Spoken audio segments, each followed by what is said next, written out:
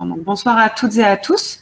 Merci d'être présents pour notre 5e conférence sur le thème savoir-être versus savoir-faire que recherchent les entreprises qui recrutent. Donc, on a le plaisir d'accueillir ce soir 2 intervenants. Donc, Monsieur Abdellah Chenguiti, qui est directeur général de la BRH, qui nous parlera notamment des différentes compétences qui sont attendues par les entreprises dans le contexte actuel qui recrutent. Et donc, Monsieur Abdelrahim Labza, coach professionnel, qui sera là aussi pour vous donner de précieux conseils pour vous permettre de préparer vraiment au mieux, de vous préparer au mieux dans vos démarches de recherche de stage et d'emploi, et être capable de vous montrer sous votre meilleur jour auprès des recruteurs. Donc, je rappelle un petit peu l'articulation de la conférence. Chacun des intervenants chacun des intervenants va faire une petite présentation d'une vingtaine de minutes. D'une petite vingtaine de minutes. Ensuite, on vous laissera un peu plus place à l'interactivité. J'accepte en même temps les participants qui arrivent. On laissera place un peu plus à l'interactivité. Donc, n'hésitez pas, si vous avez déjà des questions pendant la conférence, à les poser via le chat ou à lever la main. Et puis, on vous passera la parole dès lors qu'on aura terminé les interventions de nos 2 intervenants professionnels. Monsieur Chenguiti, je vous propose de démarrer comme on en était convenu auparavant. Ça vous convient? Très bien. Parfait. Parfait. Je vous laisse présenter. N'oubliez pas de couper vos micros, les étudiants. Oui. Très bien. Parfait. Donc, tout d'abord, merci à Lexi pour cette invitation à participer à cette conférence sur les soft skills. Et pourquoi c'est important pour les jeunes lauréats et les futurs lauréats? Parce que bon, aujourd'hui, les entreprises, pour réussir dans un job, il y a bien sûr des hard skills, des compétences techniques qui sont généralement très liées au programme académique qu'on suit et au diplôme qu'on obtient. Il y a aussi les soft skills aussi qu'on développe pendant le parcours académique, mais les soft skills, elles obéissent à un processus d'apprentissage assez lent. Et elles sont généralement liées à des activités ou à dans les soft skills, généralement, on les développe en dehors du programme académique. Bien, je voudrais dans un premier temps mettre en évidence et surtout tordre le cou à certaines idées reçues aujourd'hui qu'on a tendance à répéter par-ci par-là. C'est que le diplôme, c'est la compétence, ce qui est faux, parce que bon, le diplôme, c'est une partie du profil du candidat. Je vais expliquer pourquoi. La compétence, ce n'est pas le savoir et le savoir-faire et le savoir-être. Ces 3 composantes, ce sont des ressources, et c'est la capacité à combiner et à déployer, surtout à mettre en œuvre ces ressources de manière intelligente qui va produire de la compétence. Le diplôme garantit l'emploi, malheureusement, c'est de moins en moins vrai, et on va voir pourquoi. Et cette histoire de la chance qu'on répète souvent, bon, quelqu'un qui n'arrive pas à décrocher un stage ou un emploi, il va dire je n'ai pas de chance. En arabe, ma'andi zar, comme on dit. On va expliquer ce que c'est que, bon, en tout cas, ma perception personnelle de ce qui se cache derrière ce concept de chance.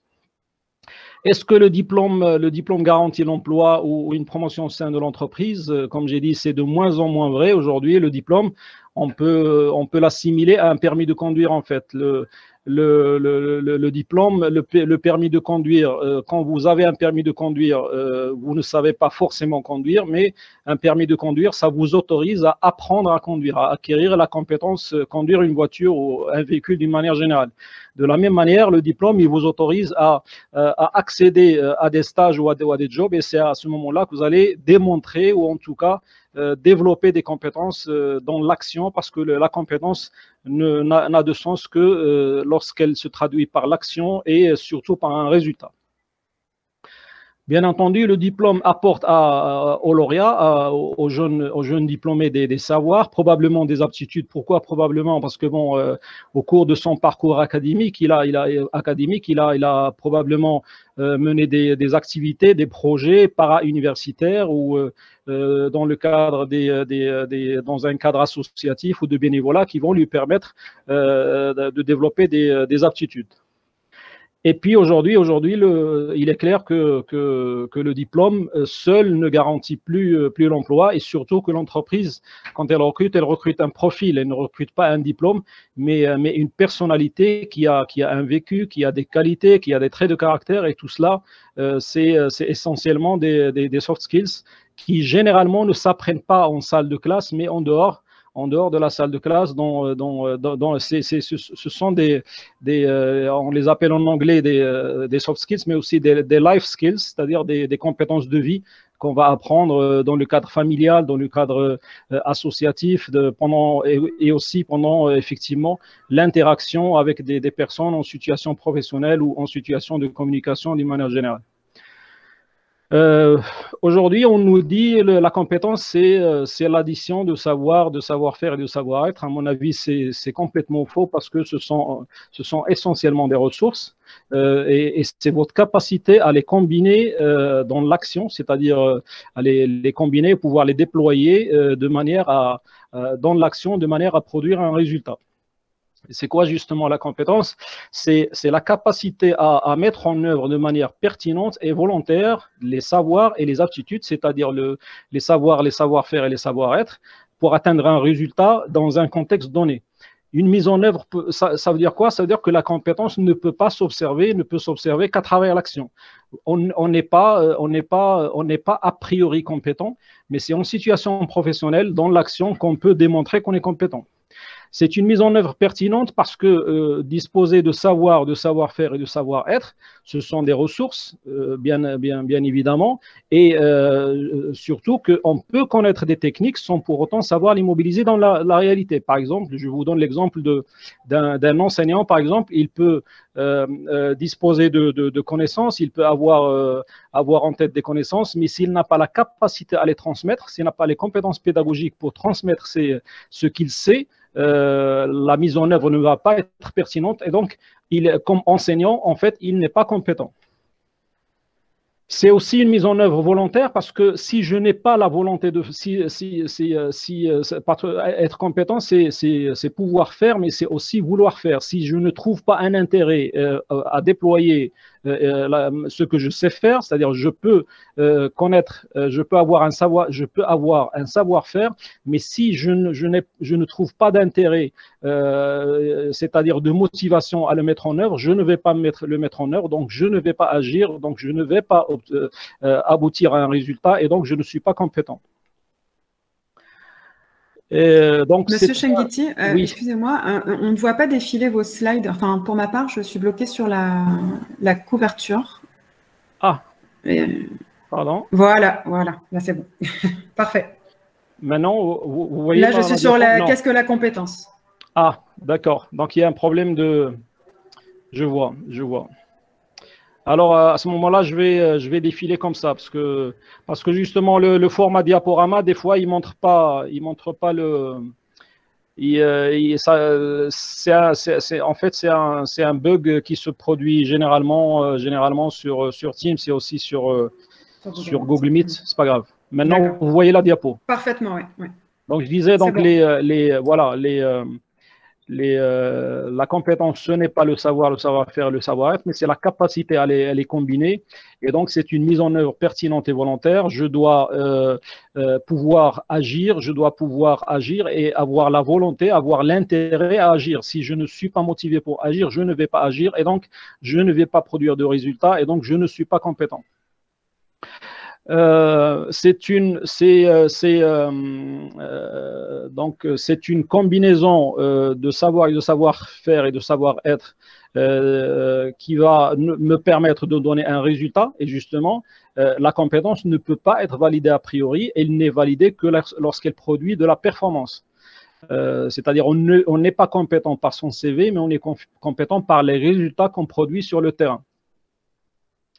Et dernière chose, c'est qu'on peut être compétent dans un contexte donné, dans un contexte temporel ou géographique, c'est-à-dire je peux être compétent si le contexte professionnel, si j'ai un manager qui me valorise, si j'ai une ambiance de travail, des conditions de travail qui me conviennent, je peux être compétent, je peux produire de la valeur ajoutée, je peux produire du résultat.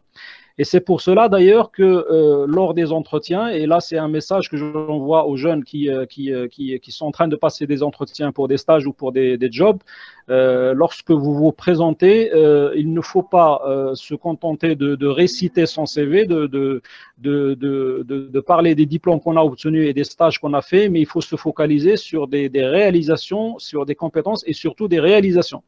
C'est-à-dire ce que j'ai réalisé pendant mes stages, ce que j'ai réalisé pendant mes activités de bénévolat, de mes travaux, mes activités associatives, etc.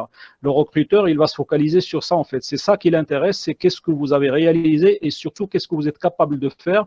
Et lorsque vous dites par exemple que je maîtrise tel logiciel ou j'ai un bon esprit d'équipe ou j'ai une autonomie, il ne faut pas se limiter à faire du déclaratif. Il faut faire du démonstratif, c'est-à-dire donner des exemples de situations vécues, des exemples donc de situations vécues qui démontrent que effectivement vous disposez de cette compétence. C'est ça qui fera que le recruteur ou que l'intervieweur vous croira ou vous comprendra. Et donc les soft skills, elles sont importantes parce que c'est un peu la partie cachée de l'iceberg. Le savoir et le savoir-faire, en fait, c'est ce que j'apprends à l'école, c'est ce que j'apprends à travers mes lectures personnelles, à travers des activités de e-learning, de MOOC, etc. Ce que je peux faire, c'est-à-dire mon savoir-faire, je peux le développer à travers des stages, à travers des activités para-universitaires, du bénévolat, de l'associatif, des jobs étudiants. Mais il y a aussi, surtout, mes traits de caractère, il y a mes motivations, comme on dit, ce qui me fait courir dans la vie, et puis mes valeurs, mes convictions, ce en quoi je crois. C'est ça, en fait, qui va développer chez moi l'aimer faire, c'est-à-dire la motivation, et c'est ça qui va faire en sorte, qui va faire que je vais ou non déployer ce que je sais faire pour obtenir du résultat. Et aujourd'hui, justement, ce qui fait la différence sur le marché de l'emploi entre deux lauréats qui sortent de la même discipline et de la même école, qu'est-ce qui va faire la différence? Est-ce que le fait d'être major de promo, par exemple, est-ce que c'est ça qui va faire la différence? La réponse est évidemment non.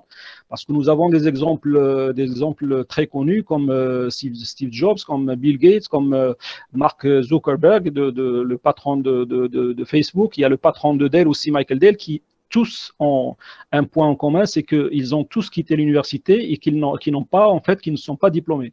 Cela veut dire que avoir de la compétence ou réussir dans la vie, ce n'est pas forcément lié à un diplôme. Est-ce que c'est la chance? Bon, la chance, ce concept de chance, il est toujours utilisé on va dire comme prétexte pour expliquer un échec, c'est-à-dire quelqu'un qui n'arrive pas à réaliser ce qu'il veut ou c'est son ambition, ce qu'il a envie de faire, il va dire je n'ai pas de chance. Mais un zahar, comme on dit en arabe.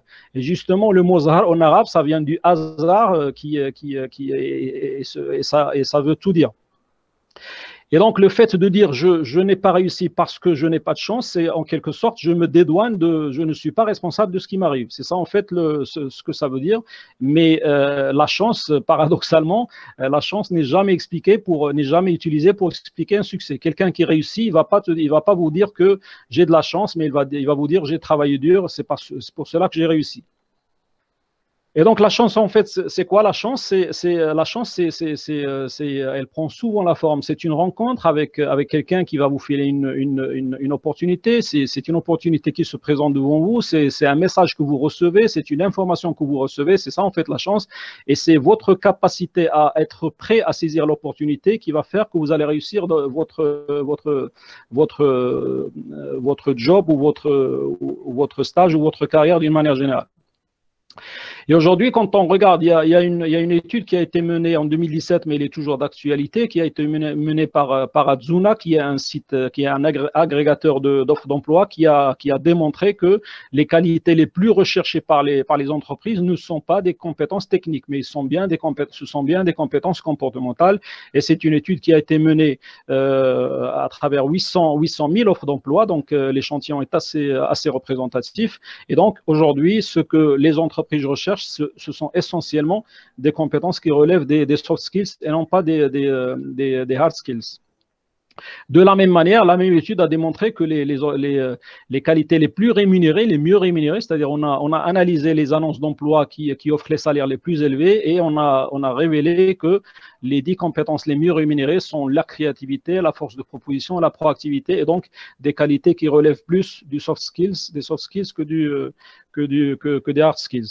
Et aujourd'hui, entre deux candidats qui ont a priori des CV similaires, le recruteur, il va opter pour celui qui sait ce qu'il veut, c'est-à-dire qui a un objectif clair, qui a un projet professionnel et des motivations claires et qui montre aussi des qualités distinctives, c'est-à-dire au-delà de son diplôme, qui maîtrise des langues, qui connaît des logiciels, qui a des compétences managériales, qu'il a développées à travers ses stages, à travers son travail associatif, etc.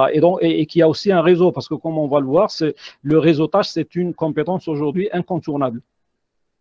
Donc, ce qui fait vraiment la différence, ce n'est pas d'être major de promo ou d'être lauréat de telle ou telle école, mais c'est ce que vous avez en plus de votre diplôme. Et c'est justement sur ces qualités que dans un entretien de recrutement, le recruteur ne va pas vous demander qu'est-ce que vous avez étudié en électricité, en mécanique, etc. Il ne va pas vous poser de questions sur ce que vous avez étudié à l'école. Lorsque vous êtes ingénieur, le recruteur sait que vous avez des savoirs techniques et que vous avez validé ces savoirs techniques. Ce qu'il va chercher à comprendre, ce sont vos soft skills et surtout les qualités que vous avez acquis en plus de votre diplôme. Et donc aujourd'hui, les skills qui comptent en fait, généralement, qui font la différence dans une carrière ou dans un entretien de recrutement, c'est l'intelligence intrapersonnelle, c'est-à-dire la capacité à se connecter à soi-même, à se connaître. C'est la compétence linguistique, comme on va le voir, l'ouverture culturelle, surtout que aujourd'hui avec l'internationalisation des entreprises, on voit de plus en plus émerger des équipes multiculturelles.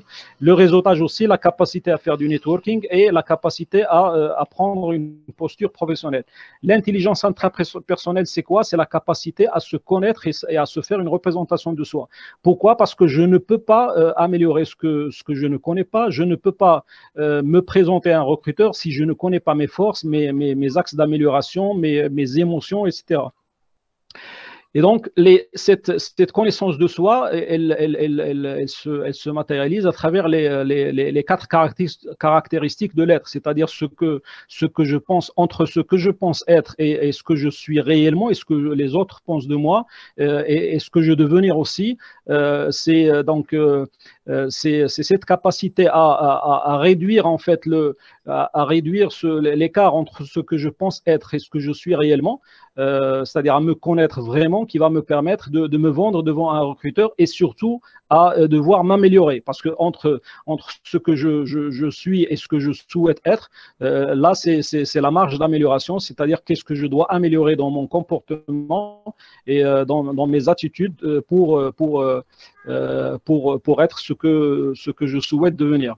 Et donc, pourquoi je dois me connaître mieux? Parce que je ne peux pas améliorer, je ne peux pas m'améliorer sur des choses que je ne maîtrise pas, c'est-à-dire mes points forts, mes axes d'amélioration, mes émotions, ma réaction au stress. Ça, je dois me connaître pour pouvoir me présenter à un recruteur et pour pouvoir m'améliorer. Et surtout pour pouvoir me vendre. Parce que c'est comme, bon, on parle de marketing de soi, quelqu'un qui fait le marketing d'un produit, c'est quelqu'un qui doit d'abord connaître le produit. Et donc, si je ne me connais pas bien, je ne peux pas me vendre face à un recruteur. Je passe sur ça parce que, bon, le temps ne le permet pas. Je dois adopter aussi une posture professionnelle. Ça veut dire quoi? Ça veut dire que je dois avoir une posture responsable. Dans les entretiens de recrutement, il y a une question qui revient souvent par le recruteur, c'est quelle responsabilité avez-vous déjà exercée? Quelle responsabilité vous avez exercée, parce que le sens des responsabilités chez une nouvelle recrue, c'est ça qui fera qu'il réussira ou qu'il ne réussira pas dans son job, dans sa carrière. Et un jeune qui a commencé à prendre des responsabilités au courant de ses études, il a forcément appris à s'organiser, à animer des réunions, à travailler en équipe. Et ça, ce sont des compétences qu'on va apprendre à travers ces stages, mais aussi à travers les activités qu'on va mener, des activités para-universitaires qu'on va mener pendant ces études. Et donc, dès ma vie étudiante, je peux élaborer un projet professionnel, je peux être membre d'un bureau des étudiants, je peux être capitaine d'une équipe de sport, je peux être coordinateur d'un groupe de recherche, d'un groupe projet auquel je participe, je peux m'investir dans des junior entreprises, je peux m'engager dans des associations, je peux parrainer un membre de la nouvelle promotion de mon école, etc. Et c'est ça la prise de responsabilité. Et pour développer cette compétence de sens des responsabilités, l'étudiant doit s'engager au-delà de ses études, au-delà des programmes académiques, il doit s'engager dans des activités para-universitaires. Autre posture qui prouve le sens des responsabilités, c'est qu'aujourd'hui, juridiquement, un salarié n'a pas une obligation de résultat juridiquement, il a une obligation de moyens, c'est-à-dire le devoir qu'il a, c'est de mettre à la disposition de l'entreprise ses connaissances, ses moyens et de faire son boulot d'une manière générale, c'est-à-dire je fais ce que je peux pour faire mon travail, sachant que je n'ai aucune obligation d'atteindre un résultat. Je n'ai pas une obligation de résultat. Mais si je raisonne comme ça, c'est-à-dire si je me limite à avoir à être dans ce schéma d'obligation de moyens, je vais rester dans l'ombre, je ne vais pas évoluer et je risque même de perdre mon job. Par contre, sur le plan comportemental, aujourd'hui, le sens des responsabilités, ça requiert le fait que je dois assumer aussi mon obligation de résultat, qui n'est pas une obligation juridique, mais qui est juste une obligation morale.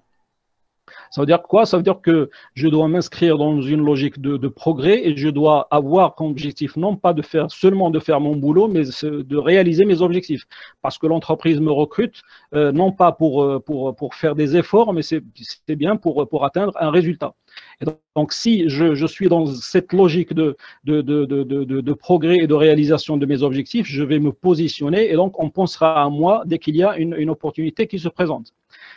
Le sens des responsabilités aussi, c'est que je dis oui, et quand je dis oui, c'est oui et c'est fait. C'est-à-dire, je respecte mes engagements, je respecte la parole donnée, le kalima en arabe, comme on dit. Et pour l'anecdote, en arabe, on dit kalima d'rijal, c'est-à-dire parole d'homme. Et là, je découvre qu'effectivement, même dans la langue française, ce concept de parole d'homme existe. Je ne sais pas, est-ce que, en tout cas dans la culture marocaine, malheureusement, ça rabaisse la femme de dire kalima d'rijal, de dire parole d'homme, mais ça existe aussi dans la langue française. On abordera cette question dans les débats. Et puis, je demande toujours un feedback de mon travail, de mes comportements à mon manager. Parce que le fait de demander un feedback à mon manager, c'est ce qu'il pense de moi. Donc, de temps en temps, je vais aller vers mon parrain de stage, vers mon manager et demander ce qu'il pense de mon travail, qu'est-ce que je dois améliorer dans mon comportement, qu'est-ce que je dois améliorer dans ma façon de faire. Et le fait de recueillir ce feedback, ça va me permettre de savoir est-ce que je suis sur la bonne voie, est-ce qu'on est satisfait de mon travail, etc. Le sens des responsabilités, ça veut dire que je dois me montrer aussi prêt à me remettre en question. C'est-à-dire je demande un feedback et je montre que je suis prêt à me remettre en question et je respecte aussi la confidentialité et la propriété intellectuelle. C'est-à-dire que je ne vais pas divulguer le secret professionnel, je ne vais pas utiliser des logiciels piratés, etc. Je dois avoir un sens de l'éthique.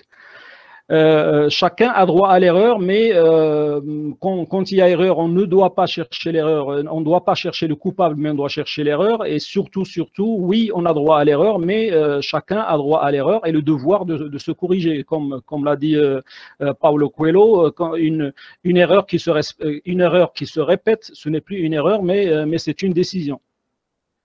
Avoir aussi l'humilité de respecter les autres et surtout de ne pas sous-estimer l'expérience des autres. Et là, je m'adresse surtout aux ingénieurs. Lorsque je travaille sous la responsabilité de quelqu'un qui n'est pas ingénieur d'un bac+2, mais qui est mon chef, je ne sous-estime pas ses expériences parce que, bon, oui, il n'est pas ingénieur comme moi, mais il a suffisamment d'expérience pour peut-être que j'aurai énormément de choses à apprendre de lui. Une posture professionnelle, ça veut dire aussi que je dois me rendre disponible. Je reste à l'écoute des sollicitations de mes clients internes et externes, de mes collègues. Je montre le sens du service. Et là, le sens du service, c'est une compétence qu'on peut acquérir, par exemple, à travers les activités associatives de bénévolat. Avoir le sens du service, c'est-à-dire se mettre à la disposition de l'autre. Et là, le sens du service, c'est une compétence qui relève des soft skills et qui est très appréciée dans les entreprises. Dernière chose, c'est la compétence interculturelle. Pourquoi? Parce qu'aujourd'hui, les entreprises s'internationalisent. La Conférence des Nations Unies pour le commerce et le développement a sorti des statistiques récemment qui disent que le monde compte 100 000 multinationales, 800 000 filiales de ces multinationales, et ces multinationales regroupent pratiquement 80 millions de salariés et elles représentent 80% des échanges commerciaux à l'échelle internationale. Cette internationalisation implique la nécessité pour le cadre aujourd'hui de développer sa compétence linguistique, de développer sa compétence interculturelle et de développer sa capacité à réseauter. La compétence linguistique, c'est quoi? Ce n'est pas seulement la connaissance d'une langue, mais c'est la capacité à utiliser le code linguistique, à utiliser les mots de manière efficace en situation de communication. C'est-à-dire, c'est la capacité à comprendre et à se faire comprendre. Ce n'est pas seulement la connaissance de la langue. Et quand on ne connaît pas une langue, malheureusement, dans un mail, dans un CV ou dans une lettre de motivation, les fautes de langue, et ça je le vois très souvent, les fautes de langue, les fautes d'orthographe ou d'expression dans un CV ou dans une lettre de motivation sont malheureusement éliminatoires. Donc faites très attention lorsque vous écrivez un mail à un recruteur, une lettre de motivation, un CV, des fois une faute d'orthographe, même d'inattention, peut impliquer le rejet de votre candidature. Et puis dans un entretien, vous ne pourrez pas convaincre le recruteur si vous ne maîtrisez pas la langue, qui peut être soit le français, soit l'anglais. Attention, le français, c'est aujourd'hui la langue de travail, surtout dans le contexte marocain, mais la maîtrise de l'anglais, c'est un atout. Et aujourd'hui, certaines multinationales, les multinationales d'une manière générale, qui sont basées aussi au Maroc, la maîtrise de l'anglais, c'est vraiment un accélérateur de carrière. Et puis, la non-maîtrise d'une langue limite vos capacités d'apprentissage et de communication, que ce soit le français ou l'anglais. Et le fait aussi de ne pas pouvoir parler ou écrire ou comprendre sans difficulté, c'est un facteur de blocage psychologique et d'autocensure. Censure, c'est-à-dire que dans une situation de communication, de réunion par exemple, ou de formation avec vos collègues, vous aurez honte de votre accent, vous aurez peur de faire des fautes de langue, de prononciation, vous aurez honte de vous faire corriger en public ou d'être jugé comme étant timide, comme étant arrogant, comme étant incompétent, parce que en situation de communication, il y a ce qu'on appelle l'effet de halo, c'est-à-dire les gens, ils vont, à partir de votre méconnaissance de la langue, ils vont faire des projections pour dire que vous êtes timide, vous n'êtes pas compétent, tout simplement parce que vous ne maîtrisez pas la langue. Et puis, la non-maîtrise de la langue peut affecter votre confiance en vous. Cette autocensure va faire en sorte que vous avez un sentiment d'insécurité vis-à-vis de vos compétences. Vous allez dire, je ne suis pas capable de faire, je ne suis pas capable d'affronter une situation, etc. Et ce manque de confiance en vous-même va affecter aussi l'estime que vous avez de vous-même, c'est-à-dire la valeur que vous donnez à votre propre personne. Et donc, développer sa compétence linguistique vous permet de vous exprimer avec aisance, vous permet de communiquer avec les autres, vous permet aussi d'améliorer votre culture générale, de développer des relations dans votre vie professionnelle et aussi de voir votre avis pris en compte, ne pas mal exprimer ou ne pas s'autocensurer, comme j'ai dit tout à l'heure. Si je ne connais pas la langue, je vais m'autocensurer. Alors, les dernières compétences qu'il faut développer, c'est l'intelligence interculturelle, parce qu'aujourd'hui, avec l'internationalisation des entreprises, aujourd'hui, il y a des individus de croissance et de valeurs et de comportements différents qui cohabitent de plus en plus physiquement dans le même espace ou virtuellement, ce qu'on appelle les networkers, c'est-à-dire des gens qui travaillent sur des réseaux qui ne se voient pas peut-être, mais qui travaillent ensemble et qui appartiennent à des cultures différentes. Et la culture n'est pas forcément liée à une nationalité ou une origine. Vous pouvez très bien trouver dans la même entreprise différentes sous-cultures qui sont liées à des générations, c'est-à-dire des sous-cultures de générations, de régions au sein même du même pays, du Maroc par exemple, les gens du Nord par rapport aux gens du Sud. Donc il y a des cultures parfois différentes ou des cultures qui sont liées à une profession. Il y a la profession, il y a la culture de l'ingénieur, il y a la culture du juriste, il y a la culture du logicien, etc.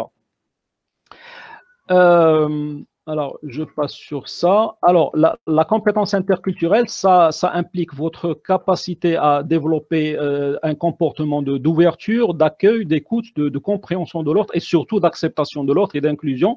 Et ce sont des capacités qui vont vous permettre d'interagir avec aisance et respect vis-à-vis des autres dans un contexte de diversité, c'est-à-dire dans un contexte où des gens de cultures différentes se rencontrent et travaillent ensemble. Voilà. Je finirai par la capacité à réseauter, c'est-à-dire à faire du networking. Aujourd'hui, la compétence, votre capacité à développer un réseau utile, votre réseau est aujourd'hui votre capital social. C'est-à-dire c'est un accélérateur de carrière. Pourquoi? Parce que tout simplement, lorsque vous êtes à la recherche d'emploi, il y a des études qui ont été menées récemment par LinkedIn qui dit que lorsque vous appelez un contact, c'est-à-dire un DRH, un futur manager ou un DG ou un consultant, votre chance d'être reçu, vous n'avez qu'une chance sur 10 d'être reçu, alors que lorsque vous connaissez la personne ou lorsque vous êtes recommandé par quelqu'un, vous avez 9 chances sur 10 d'être reçu. Et puis le réseautage, ça vous permet d'accéder à ce qu'on appelle le marché de l'emploi caché, parce qu'aujourd'hui, il a été établi que 50% des emplois aujourd'hui ne passent pas par le marché informel, ne sont pas publiés, ne figurent pas dans des annonces, mais elles sont bien dans le marché caché, c'est-à-dire elles passent par le réseau. Lorsque aujourd'hui, de moins en moins d'entreprises recrutent sur CV, elles recrutent à travers le réseau, c'est-à-dire lorsque j'ai besoin d'un profil, je vais prendre le téléphone, je vais appeler quelqu'un de mon réseau pour qu'il me recommande des CV et ça nécessite de faire le personal branding, c'est-à-dire d'être visible et d'avoir un réseau utile qui pourra vous servir, qui pourra vous donner accès à des opportunités, soit de stage ou d'emploi ou de promotion au sein de l'entreprise. Je vais m'arrêter là parce que bon, vous avez un petit peu dépassé le temps, mais c'est pas grave. Les autres questions seront abordées au cours du débat. Bon, le réseau vous permet aussi, lorsque vous avez un nouveau job, d'avoir un regard extérieur de votre entourage, d'accéder à de bonnes pratiques. Et le réseau est le produit du réseau, c'est-à-dire le fait d'avoir des connexions, ça vous permet d'accéder, de développer encore plus votre réseau. Bon, merci et je passe la parole à Madame Elisabeth et je reviendrai au cours du débat pour éventuellement répondre à des questions. Merci. Oui, merci beaucoup Monsieur Chenguité pour cette présentation très riche et très intéressante. Et il y a effectivement des points, je pense, sur lesquels on va revenir tout à l'heure pour aller un peu plus dans le détail, parce qu'ils méritent un petit peu d'attention, je pense, de la part de nos étudiants. Mais en tout cas, je retiens qu'ils doivent absolument être créatifs, force de proposition, proactifs, curieux. En tout cas, montrer ces qualités-là aux recruteurs et que effectivement, avoir une posture professionnelle, ça s'acquiert aussi dès la période des études. Donc, ça commence dès maintenant et c'est pas uniquement quand vous travaillerez qu'il faudra savoir développer ce genre de compétences. Donc, tout ce qui est autour de l'intelligence intrapersonnelle aussi, ça va être intéressant de revenir, je pense, sur ce point-là. Une petite alerte quand même, être major de promotion n'est pas du tout indispensable, mais n'arrêtez pas vos études quand même. Hein. Tout le monde n'est pas Bill Gates ou Steve Jobs. Donc, c'est important d'avoir ce diplôme et d'avoir ce background scientifique et technique qui est indispensable pour devenir ingénieur. Mais ça ne suffit pas, on est bien d'accord, et on voit à quel point la partie soft skills est essentielle dans tout emploi, et encore plus quand vous êtes ingénieur de par les fonctions que vous allez occuper dans votre carrière. Donc, n'hésitez pas, si vous avez des questions, à déjà commencer à les envoyer via le chat. On les traitera tout à l'heure après la présentation de Monsieur Labza, qui va, lui, plutôt donc, aborder l'aspect un peu plus comportemental et préparation pour les entretiens et se montrer un peu son meilleur jour pendant ces entretiens. Et ensuite, on passera aux questions-réponses qui, j'espère, seront nombreuses. Voilà. Merci beaucoup à vous, Monsieur Labza.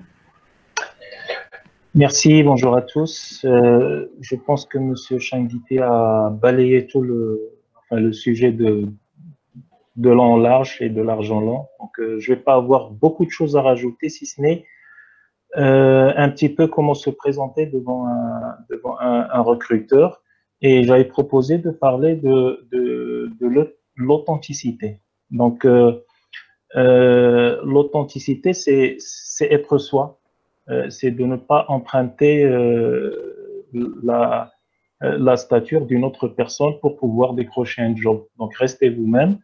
Et pour pouvoir rester soi-même, M. Changité l'a bien souligné à plusieurs reprises, c'est de bien se connaître.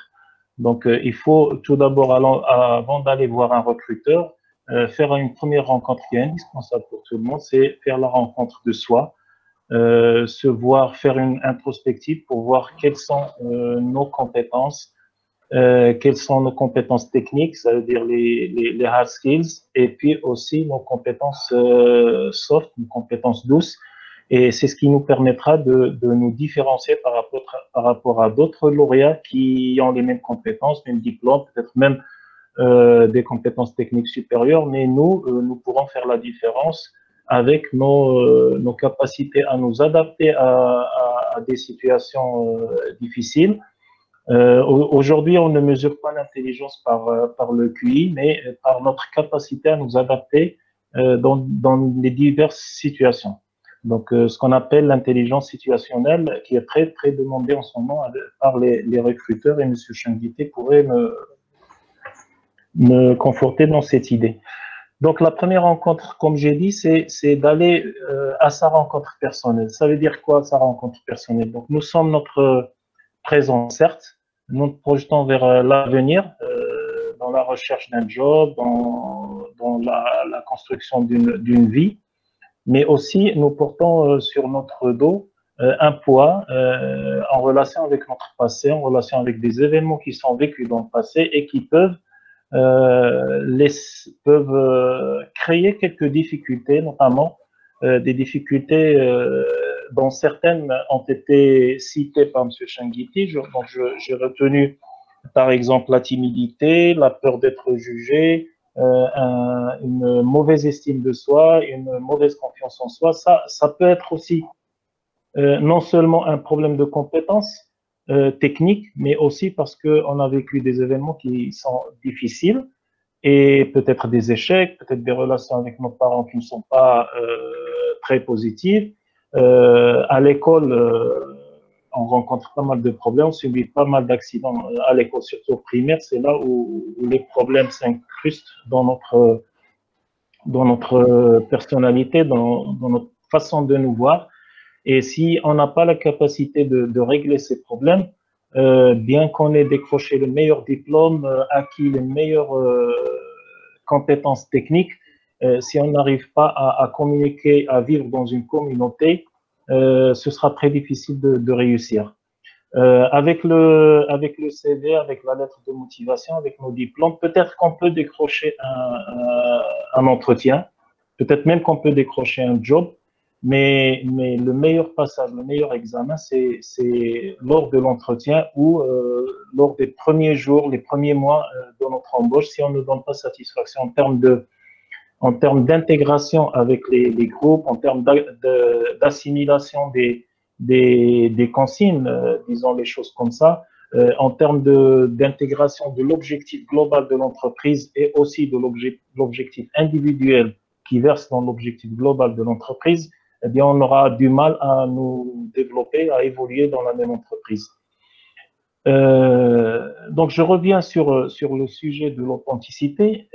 Donc, lorsque vous établissez, vous élaborez votre CV, eh bien, vous faites Je vais mentionner le CV au pluriel et je vous dirai pourquoi. Donc, un CV doit être réel, doit refléter exactement votre parcours, votre cursus, les études, les stages, les expériences professionnelles que vous avez eues dans votre vie, réellement ce que vous avez fait. Donc, je pense qu'il ne faut pas mettre des choses que vous n'avez jamais vues. Et ça, je l'ai vécu quand j'étais dans l'entreprise ou dans mon réseau. Les gens qui demandent des attestations de stage alors qu'ils n'ont jamais posé les pieds ou ils n'ont jamais rien fait dans une entreprise parce que c'est l'ami de son papa et il lui demande une attestation de stage pour justement gonfler son CV. Mais un bon recruteur, il va vite savoir que ce sont des choses qui ne sont pas réelles et qui ne sont pas vraies. Ça va se refléter sur votre façon de faire. Et voilà, sur la lettre de motivation, pareil, il faut écrire, il faut noter ce que vous savez faire. Mais aussi, il faut écrire tout ce que vous savez faire, tout ce que vous êtes. C'est-à-dire que c'est une biographie qui doit parler de vous en termes de compétences techniques, mais aussi en termes de compétences soft skills, c'est-à-dire douces, ce que vous savez faire, ce que vous pouvez faire et ce que vous pourrez développer éventuellement en fonction du poste cible. J'ai dit que j'allais parler du CV au pluriel parce que ce serait une très bonne chose pour vous et je l'espère pour vous de pouvoir décrocher votre job à la première tentative. Ça veut dire au premier envoi d'un CV et d'une lettre de motivation. Je vous le souhaite à tous. Mais pour être raisonnable et pour être réaliste, donc il faut multiplier ses choix et ses chances d'obtenir un job. Ça veut dire qu'il faut préparer plusieurs CV, plusieurs lettres de motivation en fonction des postes qui sont ciblés. Ça veut dire que je vais juste pour le job X mettre en relief les compétences qui sont en relation avec ce poste. Je ne vais pas mentir, mais je vais juste un petit peu les détailler peut-être et les mettre en relief pour qu'elles puissent attirer l'attention de mon futur recruteur. De même pour la lettre de motivation. Donc, personnalisez votre demande, personnalisez votre CV en fonction du poste ciblé. Je pense que M. Changuiti l'a souligné et on me l'a notifié pas mal de fois. Les candidatures spontanées, c'est pas quelque chose qui réussit toujours, mais les candidatures ciblées, c'est le meilleur. D'abord, on aura appris des choses sur l'entreprise, on aura appris des choses sur la charte de valeur de l'entreprise, et je sais pertinemment que je vais me rencontrer avec cette entreprise dans le cadre de ces valeurs-là. Et c'est pour ça, et c'est grâce à ça que je pourrai évoluer dans cette entreprise parce qu'il y a une certaine intersection entre mes valeurs et la charte de valeurs de l'entreprise. Parce que si je vais dans une entreprise où mes valeurs s'opposeront aux valeurs de l'entreprise, je risque de ne pas m'adapter à celle-ci et de ne pas évoluer, peut-être même pas de décrocher un job. Donc voilà, j'ai dit que je n'allais pas trop tarder sur le sujet. Maintenant, pour la préparation des entretiens, eh bien, il y a ce qu'on appelle la visualisation, il y a l'entraînement, on peut même faire des comment dire, des petites scénettes, des petites d'exercices d'entretien, peut-être avec quelqu'un de professionnel, même si on ne l'a pas, on peut visualiser, par exemple, une personne, quelles sont les sortes de questions qui vont être posées, préparer les réponses éventuellement, savoir gérer le stress, parce que je ne vous le cache pas, même si vous avez 30 ans d'expérience, lorsque vous voulez changer d'entreprise, lorsqu'il y a un nouvel entretien, eh bien, il y a du stress, il y a du trac. Donc, il faut savoir, il faut apprendre les techniques de gestion du stress. Il y a pas mal de techniques qu'on peut apprendre, par exemple la respiration ventrale, l'imagination, la visualisation et puis la projection vers, entre guillemets, un résultat positif, un résultat escompté. Il y a un point que j'ai souligné parmi les qualités qu'a cité M. Changuiti. Il a parlé de pas mal de qualités, donc je retiens celle-ci: l'intelligence intrapersonnelle, l'ouverture culturelle et le réseautage. Mais ça requiert un savoir de communication. Ça veut dire que si je ne suis pas quelqu'un qui communique, qui peut s'intégrer facilement dans un groupe, donc je pourrais pas évoluer dans une communauté où il faut communiquer avec les gens. En ce qui concerne les savoirs, donc M. Changuiti a parlé du savoir-faire et du savoir-être. Vous êtes des ingénieurs et vous serez peut-être appelés à diriger des équipes. Donc vous serez le manager d'une équipe, d'un groupe plus ou moins grand, plus ou moins hétérogène. Et là, vous aurez besoin d'une autre compétence en termes de savoir, c'est le savoir-faire. Donc, vous n'allez pas faire le travail à la place des collaborateurs, mais vous allez devoir être un bon animateur d'équipe. Donc, il y a l'aspect leadership, il y a l'aspect communication qu'il faut avoir, et il y a l'aspect pédagogique dont a parlé M. Changuiti. Puis, un bon animateur, c'est celui qui peut obtenir les résultats de la part de son équipe de manière très facile et sans beaucoup de conflits. Donc, en parlant de conflits parmi les soft skills qu'on peut avoir, c'est d'avoir cette capacité à gérer les conflits, cette capacité comment dirais-je, à minimiser, à essayer de mettre les gens de différentes cultures, de différentes personnalités à collaborer entre elles sans beaucoup de problèmes. Bon, tout ce qu'on vient de dire, ça peut-être faire peur, mais comme on dit en français, qui peut le plus peut le moins. Vous avez acquis et vous êtes en train d'acquérir des hard skills en opposition avec les soft skills. Donc, je pense que vous pourrez, avec un peu de patience, avec un peu d'intérêt que vous porterez sur les soft skills, à les acquérir soit à travers la lecture, soit à travers des stages, soit à travers des coachings et des accompagnements individuels.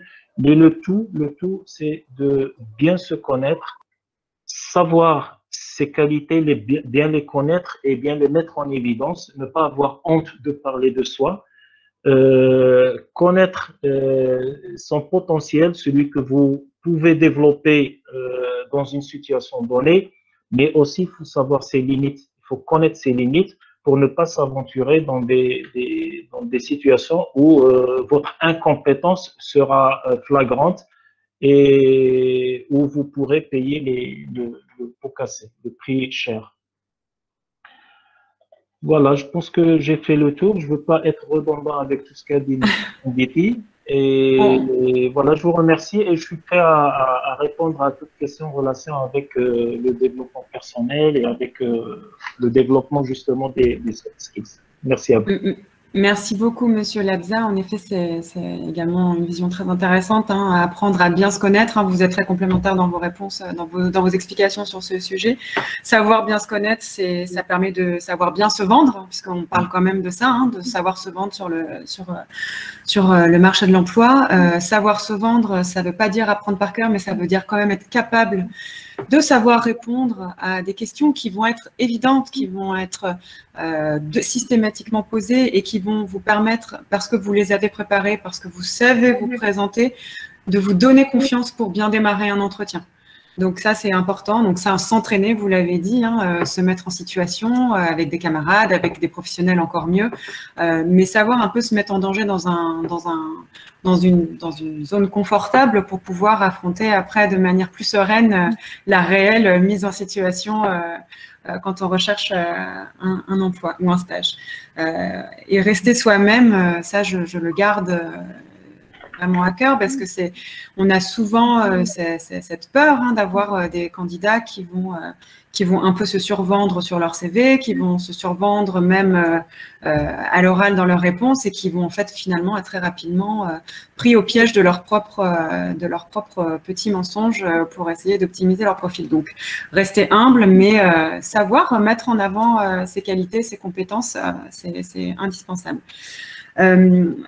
Moi, je pense que, comme toujours, les étudiants sont un peu timides au démarrage. Donc, si vous avez des questions, n'hésitez pas à les envoyer. Mais je vais commencer pour commencer un petit peu à lancer le débat. Nos élèves, ils sont encore jeunes, donc ils manquent souvent, ils ont peu ou pas d'expérience. Et donc, ils ont justement ce manque un peu de confiance en eux aussi pour justement savoir se vendre pendant les entretiens.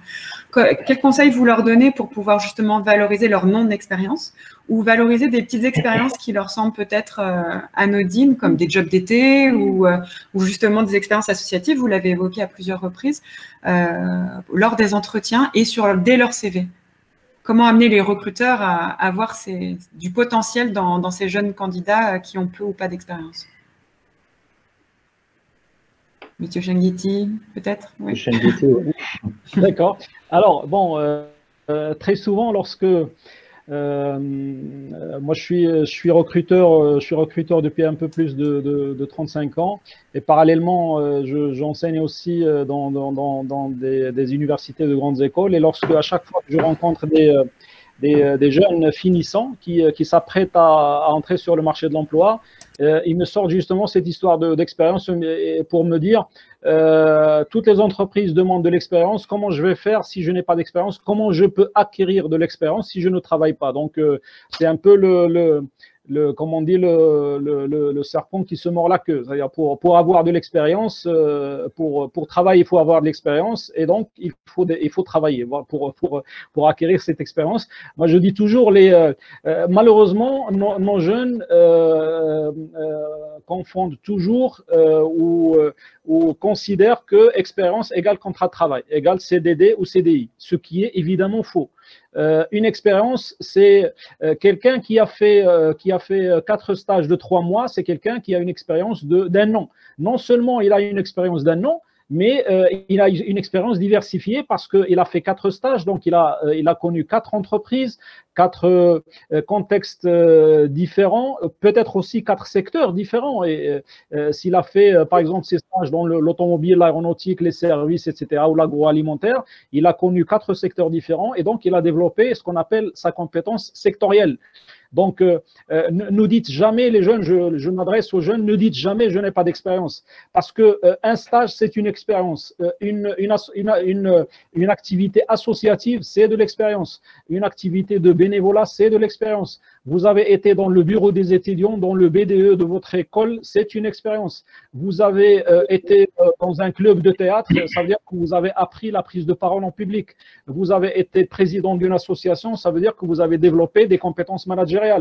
Vous avez été capitaine d'une équipe de foot, ça veut dire que vous savez, vous savez travailler en équipe, vous avez l'esprit d'équipe, vous avez l'esprit de compétition qui est important dans l'entreprise, vous avez le sens du résultat qui est important dans l'entreprise. Donc, il y a une expérience, en fait, c'est quoi? C'est une activité qui nous a permis d'acquérir des compétences. Et donc, des compétences, je peux les acquérir en dehors de l'entreprise, ou soit dans l'entreprise à travers mes stages, soit en dehors de l'entreprise en agissant dans une association ou dans une action de bénévolat. Et forcément, quand je fais du bénévolat, par exemple, ça veut dire que j'ai le sens du service que j'ai évoqué tout à l'heure dans ma présentation. Avoir le sens du service, qu'on développe à travers une action de bénévolat, le sens du service est très apprécié dans les entreprises. Ça veut dire que je sais travailler en équipe, ça veut dire que je sais me mettre à la disposition des autres. Voilà. Donc, je laisse Abdrahim compléter. Juste un petit complément. Effectivement, les jeunes ont tendance à vouloir aller trop vite. Donc, il faut se poser, il faut savoir se projeter très loin, pas avoir au bout de son nez. Si à la sortie d'une école, à la diplomation, je n'ai pas de job tout de suite, je peux m'engager dans une action de volontariat, par exemple, ou c'est-à-dire augmenter mes chances en faisant d'autres stages s'il le faut. Donc, si j'ai des expériences diversifiées, je multiplie mon employabilité et mes chances d'obtenir un job. Et donc, il faut faut être patient, bien se projeter dans l'avenir pour pouvoir intégrer l'entreprise avec qui je vais me construire, avec qui je peux évoluer le plus longtemps possible. Voilà. Très bien. En ce qui concerne l'entretien en lui-même, quel conseil vous donneriez d'un point de vue déjà communication non verbale, parce que c'est quand même aussi des choses importantes, donc en termes de posture, de voix, etc. Et puis surtout, quelles sont les erreurs à ne surtout pas commettre lors d'un entretien? Qu'est-ce qui pour un recruteur peut être rédhibitoire? Très bien. Bon, je vais dire, bon, je vais partir un peu de mon expérience et aussi parce que bon, j'ai été président pendant une dizaine d'années de l'AGEF, qui est une association des DRH du Maroc, et nous avons organisé plusieurs rencontres autour du recrutement et autour de la posture que le jeune diplômé ou le jeune qui s'apprête à passer un entretien, qu'est-ce qu'il devrait faire. D'abord, il y a un travail de préparation que malheureusement, très souvent, les candidats négligent. Très souvent, on entend le discours qui dit aux jeunes candidats restez vous-même, restez spontané. Et oui, on doit rester soi-même dans l'entretien, mais ce message est malheureusement mal compris par les candidats. Quand on leur dit restez vous-même, soyez spontané, ils ne préparent rien du tout. Il va dire je vais être moi-même. Non, tout se prépare. Il n'y a surtout pas d'improvisation. Comme a dit Churchill, mes meilleurs discours, mes meilleures improvisations, ce sont celles que j'ai préparées le plus.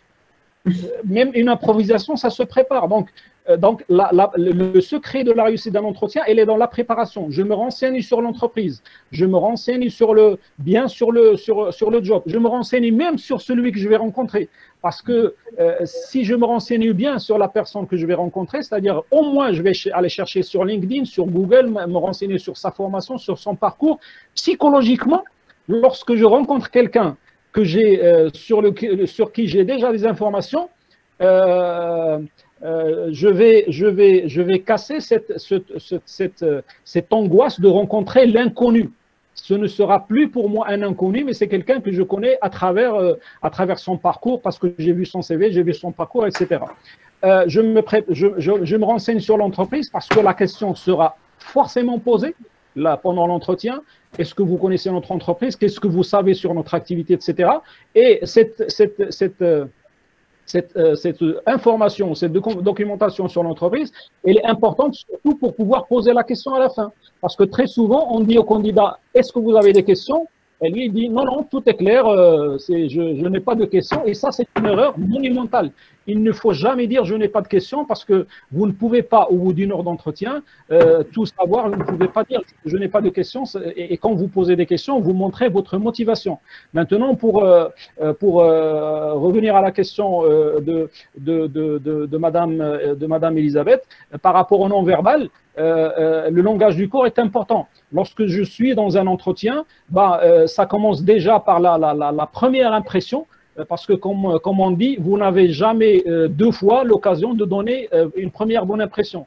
La première bonne impression, elle est déterminante. Et la première bonne impression, c'est votre allure, c'est votre tenue vestimentaire, c'est votre apparence, et c'est aussi la poignée de main que vous donnez. Malheureusement, avec le Covid-19, ça fait longtemps qu'on n'a pas donné un indicateur de moins pour les recruteurs, ouais.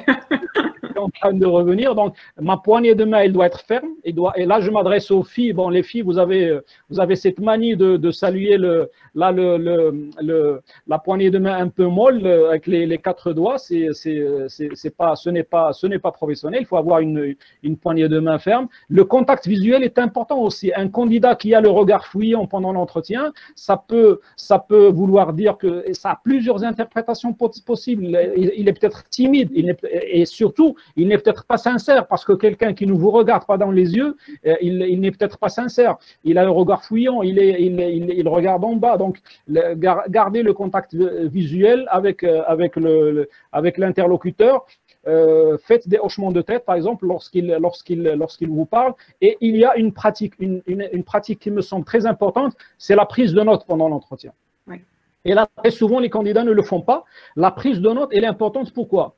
Parce que quand je vous écoute, quand je vous regarde comme ça, vous ne savez pas est-ce que je vous écoute. Peut-être j'entends, je vous entends, mais je ne vous écoute pas. Par contre, lorsque je prends des notes, le recruteur, il se dit, ce candidat est motivé, il m'écoute, la preuve, il est en train de prendre des notes. Voilà, je m'arrêterai là et peut-être je reviendrai. Je laisse, c'est Abdrahim qui a certainement un complément à apporter par rapport à ce que j'ai dit.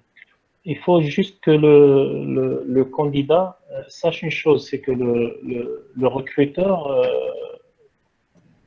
il cherche une personne, mais une personne spéciale, une personne qui va répondre à un besoin spécifique. Il a un projet et il a besoin de quelqu'un qui va porter ce projet jusqu'à sa réussite. Donc, la préparation à l'entretien, elle est très, très importante. Donc, c'est ce qu'a dit M. Changuiti, connaître l'entreprise, connaître le poste et connaître le profil qu'ils sont en train de chercher et bien se préparer des questions, préparer des réponses et connaître l'environnement dans lequel le candidat va évoluer. Ça lui permettra d'être un peu plus, comme il va casser, comme a dit M. Changuiti, cette angoisse de l'inconnu, cette peur. Eh bien, il sera beaucoup moins stressé, beaucoup moins crispé et le non-verbal, il va être un peu plus positif que s'il est dans une situation où il y a du flou, il y a de l'inconnu. Donc, il y aura certainement des problèmes lors de l'entretien qui risquent effectivement de ne pas faire aboutir ce recrutement. Voilà. Nous avions une main levée. Ilyes, tu souhaitais poser une question? Si tu es toujours intéressé, tu peux ouvrir ton micro et poser ta question. Oui, je voulais demander les erreurs à éviter sur LinkedIn. Sur LinkedIn. Les erreurs à éviter sur LinkedIn. En effet, est-ce que déjà vous recommandez, quel conseil vous pouvez donner aux étudiants sur leur profil sur la mise en forme de leur profil sur LinkedIn, et surtout, est-ce que vous les encouragez à contacter des recruteurs via LinkedIn? Oui et non. Et quelle méthode adopter à ce moment-là pour ne pas faire d'erreur, justement? Oui et non. Alors, sur LinkedIn, il faut dire d'abord que LinkedIn, c'est le plus grand marché de l'emploi au monde. LinkedIn, c'est 800 millions d'internautes qui sont sur LinkedIn. LinkedIn, c'est, tenez-vous bien, c'est 3 recrutements par seconde. Au moment où on est en train de parler, il y a 3 recrutements qui se font par seconde sur LinkedIn. C'est vraiment gigantesque. Alors, comment se comporter sur LinkedIn? Tout d'abord, il faut être actif sur LinkedIn. Actif, ça veut dire quoi? Actif, ça ne veut pas dire, tout simplement dire avoir plus de 500 relations, de liker des posts, de partager, etc. Mais bien au-delà de ça, il faut d'abord mon réseau, je dois choisir mon réseau, c'est-à-dire je dois sélectionner, je dois faire un vrai travail d'investigation pour repérer des personnes que je vais mettre dans mon réseau qui vont être utiles pour moi, c'est-à-dire des gens qui appartiennent au même secteur d'activité sur lequel je cherche des contacts, des managers, des chasseurs de tête, des DRH, des consultants qui vont me procurer des opportunités. Et puis, il ne suffit pas d'avoir des relations sur LinkedIn, il faut devenir visible sur LinkedIn.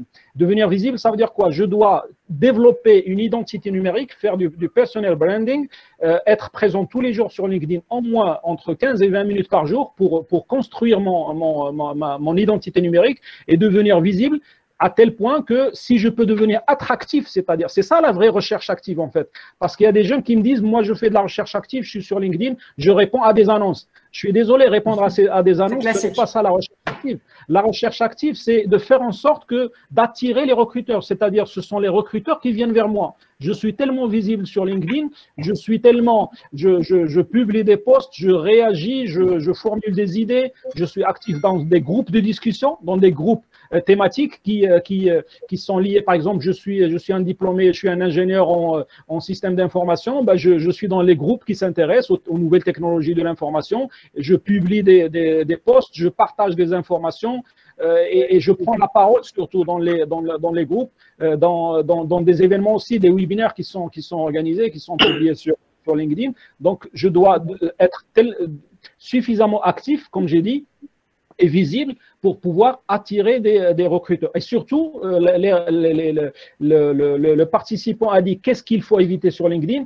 La première des choses à éviter, c'est envoyer mon CV à la personne dès qu'elle accepte mon invitation. Lorsque j'envoie une invitation et la personne accepte mon invitation, si j'envoie mon CV, il va se dire mais pourquoi il m'envoie son CV, je ne le connais même pas. Donc c'est comme une candidature, comme une bouteille que je jette à la mer. Donc je dois d'abord engager la conversation avec la personne, il accepte mon invitation, je dois trouver le moyen d'engager la conversation, d'établir une vraie relation professionnelle, même virtuelle, et après je pourrai voir s'il y a un intérêt, s'il exprime un intérêt pour ma candidature. À ce moment-là, je peux envoyer mon CV. Et l'idéal serait d'amener mon interlocuteur à me demander de lui envoyer son CV. C'est-à-dire, c'est pas moi qui prends l'initiative, mais de l'amener à s'intéresser à moi pour lui envoyer mon CV. C'est ça la recherche.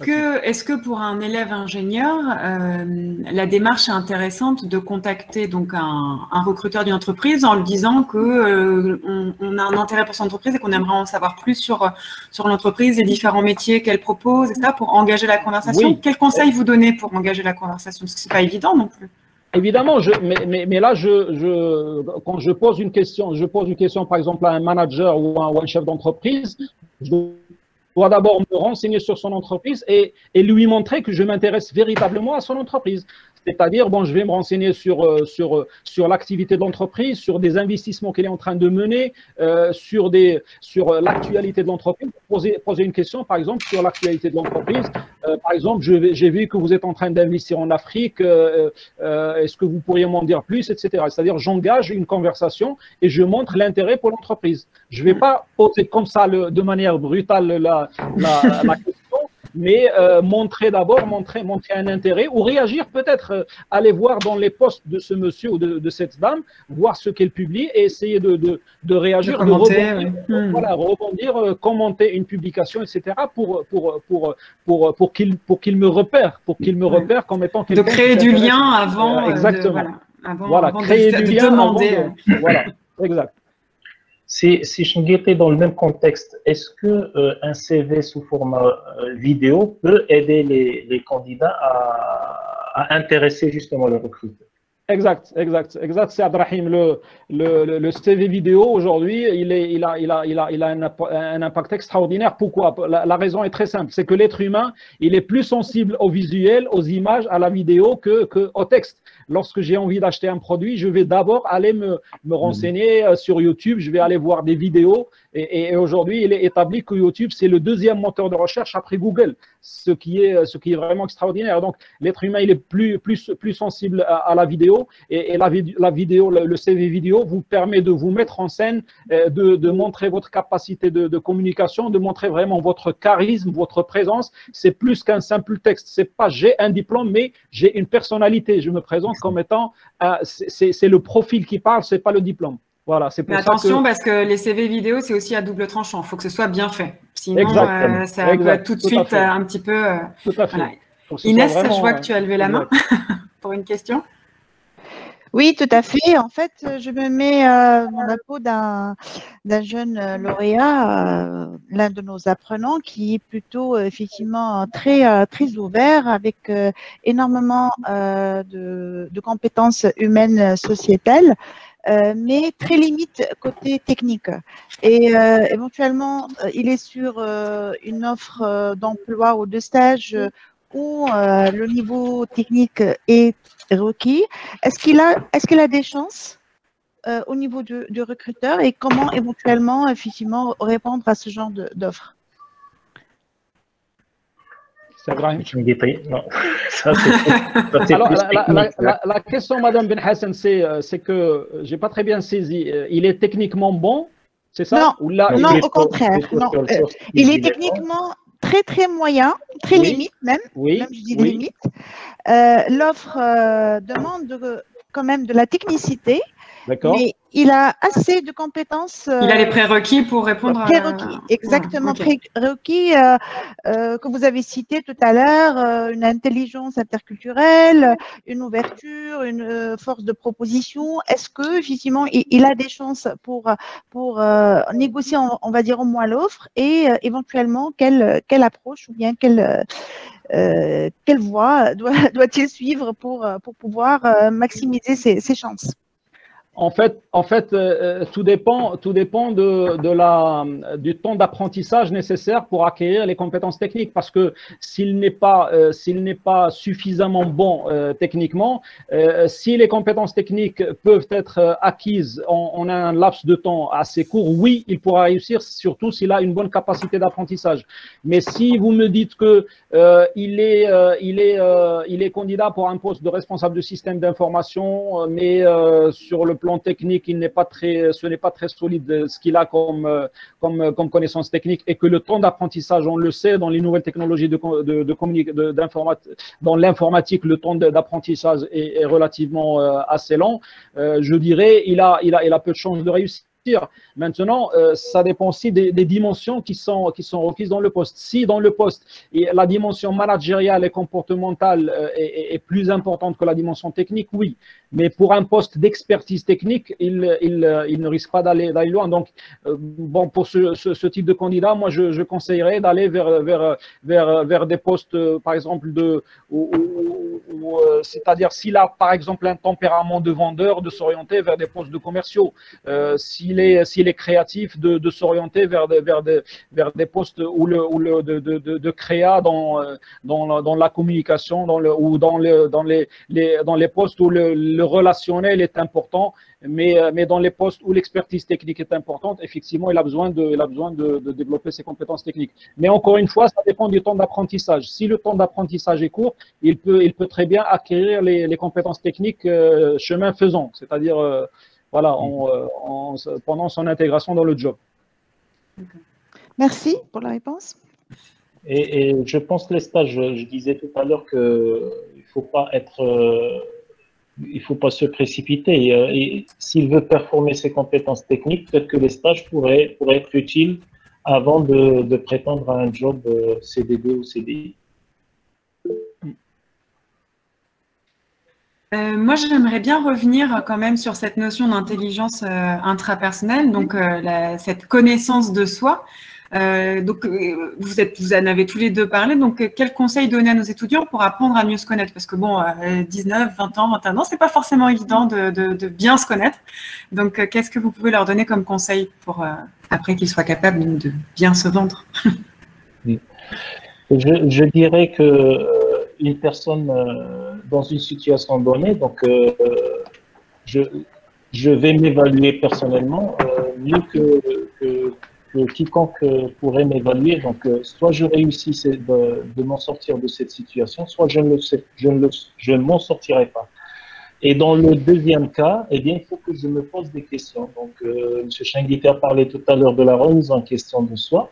Donc, il faut que je me pose des questions. Pour quelles raisons j'ai des difficultés dans une telle ou telle situation? Donc là, si je n'arrive pas à trouver les réponses moi-même, eh bien, il faut apprendre, je demande aux jeunes, il faut apprendre à se faire aider par des professionnels, par des gens qui ont de l'expérience dans ce domaine, soit des gens qui sont dans le professionnel ou dans les relations d'aide.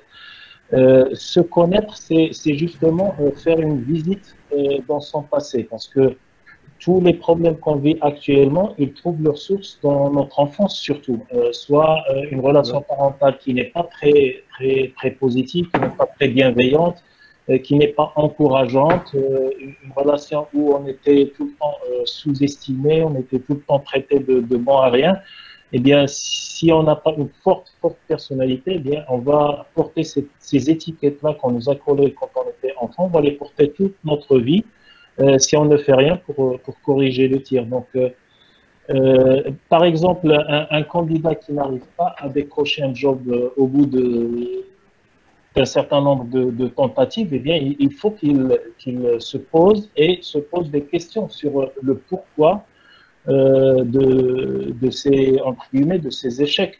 Donc, dès qu'il trouve la réponse, eh bien, il faut qu'il fasse un petit nettoyage, comme on dit, donc il faut qu'il fasse un nettoyage de son passé pour pouvoir éventuellement aujourd'hui soit développer son potentiel pour pouvoir décrocher des jobs en fonction de son désir, en fonction de ses orientations, en fonction de ce qu'il aime faire. et bien se projeter vers l'avenir en fixant des objectifs en alignement avec sa personnalité, en alignement avec ses compétences soft et hard, et puis en alignement avec ses désirs, avec comment il veut vivre. Il y a un autre problème, c'est que des fois on a un grand gap entre notre représentation de nous-mêmes et de ce que nous sommes réellement. Donc, j'ai une représentation, j'ai une image de qui je veux être, mais l'image réelle, c'est autre chose. Et lorsqu'il y a une grande distance entre ces deux images, eh bien, on est tout le temps en déséquilibre intérieur, on est tout le temps stressé, on n'aime pas la vie qu'on mène et on ne sait pas pourquoi on est dans une situation pareille. Donc, si on arrive à réduire cette distance, soit être réaliste et dire dans l'état actuel des choses, ou alors dans l'immédiat, je ne peux pas être celui que j'ai en tête. Et pour l'être, voilà ce qu'il faut que je fasse avec un objectif temporel. Je ne pourrais être à l'image de ce que je pense que après, par exemple, 2, 3, 10 ans, en faisant tel travail sur moi, en développant tes compétences. Donc, si on arrive à réduire l'image mentale qu'on a sur nous-mêmes par rapport à ce que nous sommes réellement ou par rapport à ce qu'on peut être, parce qu'il faut reconnaître ses limites et il faut les prendre en considération pour pouvoir avancer. Si on base des objectifs en niant nos limites, eh bien, on risque de ne jamais les atteindre. Voilà. Merci. Exact.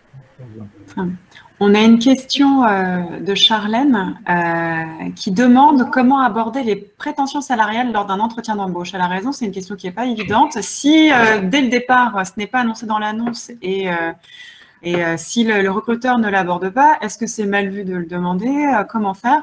Et elle demande, bon, alors ça, je ne sais pas si peut-être M. Changuiti, vous avez une idée, mais selon vous, quelle est la fourchette qu'un jeune diplômé peut donner si on lui demande, en revanche, à l'inverse, ses prétentions salariales?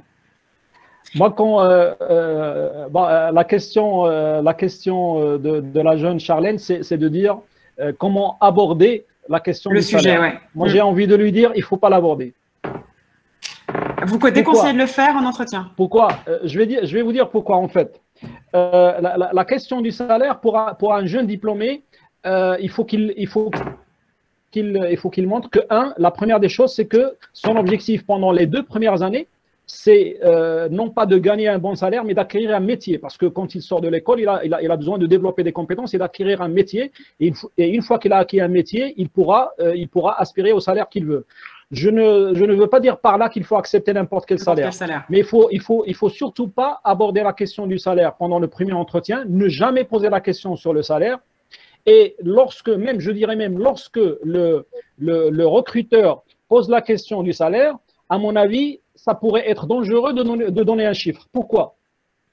Parce que le recruteur, quand il arrive dans l'entretien, quand il vous reçoit en entretien, il vous a accepté, il a validé votre profil et il vous dit quelles sont vos prétentions salariales. Lui, il a déjà un budget en tête, il a un chiffre en tête, parce que soit il a une grille des salaires qui fixe une fourchette et donc qu'il ne pourra pas dépasser, soit il a dans ses effectifs des jeunes qui ont un profil similaire et un poste similaire, donc il ne pourra pas vous payer au-dessus de ce salaire parce qu'il va créer des distorsions salariales dans son équipe et va créer des mécontents. Donc forcément, il a un budget avec une très petite marge de manœuvre en général. Et donc, lorsque la question est posée, ce que je conseille aux jeunes, c'est comme dirait l'autre, de répondre à une question par une question. C'est comme le gars qui lui dit, mais pourquoi tu réponds toujours à une question par une question? Et il lui dit, et pourquoi veux-tu que je ne réponde pas à une question par une question? En fait, voilà. Donc, lorsque la question est posée, à mon avis, la bonne réponse, c'est de dire, moi, je suis débutant dans ma carrière. Mon objectif, c'est d'abord d'acquérir un métier, d'acquérir des compétences. Maintenant, je sais que vous êtes une multinationale, vous êtes une entreprise bien structurée, vous avez peut-être une grille des salaires, vous avez une structure de rémunération, vous avez un budget pour le poste. Lorsque vous recrutez, vous avez un budget pour le poste. Sur la base de cette fourchette ou de ce budget, faites-moi une proposition et ça sera la base de notre discussion. C'est-à-dire, je lui demande de me faire une proposition. Pourquoi? Parce que si je donne un chiffre, admettons que lui, il a dans sa tête le chiffre de 8 000 dirhams net, par exemple, son budget, c'est 8 000 dirhams. Si moi, je demande 15 000 dirhams, il va se dire, tiens, ce jeune, il demande 15 000, je lui propose 8 000, peut-être qu'il va accepter les 8 000, mais il va les accepter à contre-cœur. Il va peut-être passer 1 mois, 2 mois, et dès qu'il trouvera plus, il partira. Ça, c'est le premier risque. Le deuxième risque, c'est l'inverse, c'est-à-dire, moi, je demande, lui, il a en tête de me donner 12 000 dirhams, et moi, je demande 7 000 dirhams. Soit il va se dire, ce jeune, il sous-estime ses capacités, soit il va me donner les 7 000 dirhams que je demande, et là, je serai passé à côté d'une opportunité d'avoir un salaire de 12 000 dirhams. Donc, dans tous les cas, comme le salaire que je vais avoir, il est connu d'avance, le recruteur, il sait combien il va me proposer, et il sait qu'il a une marge de manœuvre peut-être de 1 000 ou de 2 000 dirhams, donc je ne prendrai pas le risque de donner un chiffre. Voilà ma réponse. Peut-être si Abdrahim, peut-être il a un avis différent. Donc, c'est l'objectif. Hein, on n'est pas obligé d'être d'accord. En ayant passé pas mal d'années dans l'entreprise, dans l'industrie, c'est une très bonne réponse. Et surtout, il faut pas mal se vendre. Il faut pas sous-estimer ses capacités, sous-estimer tout l'effort qu'il a fait pendant 5 ou 6 années à se former. Et puis,